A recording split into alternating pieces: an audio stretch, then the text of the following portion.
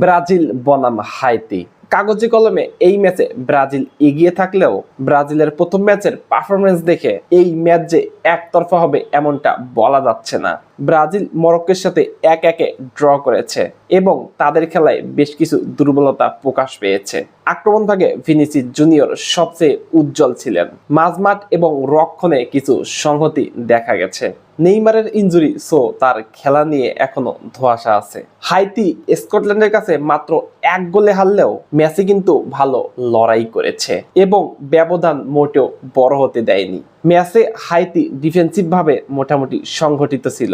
Brazil যদি এই ম্যাচে হাইতিকে হারায় তাহলে তাদের পয়েন্ট হবে 4 এবং শেষ ম্যাচে স্কটল্যান্ডকে হারালেই 7 পয়েন্ট নিয়ে নিশ্চিতভাবেই রাউন্ড অফ 32-এ চলে যাবে। মরক্কোর বিপক্ষে এত সমালোচনার পর ব্রাজিল এই ম্যাচে প্রতিক্রিয়া দেখাবে। তবে হাইতি যদি প্রথম 30 মিনিট কোনো গোল হজম না করে তাহলে এই ম্যাচটি প্রত্যাশার চেয়েও অনেক বেশি প্রতিদ্বন্দ্বীপূর্ণ হবে। মনে করিয়ে দিতে চাই 1966 সালের পরে ব্রাজিল কখনোই গ্রুপ পর্ব থেকে বাদ পড়েনি। সর্বশেষ 2016 সালে কোপাতে এই হাইতিকেই ব্রাজিল 7-1 গোলে হারিয়েছিল। ঠিক এই ম্যাচেও আমরা ব্রাজিল ফ্যানরা ঠিক এমন একটা স্কোর লাইন দেখার অপেক্ষায় থাকবো।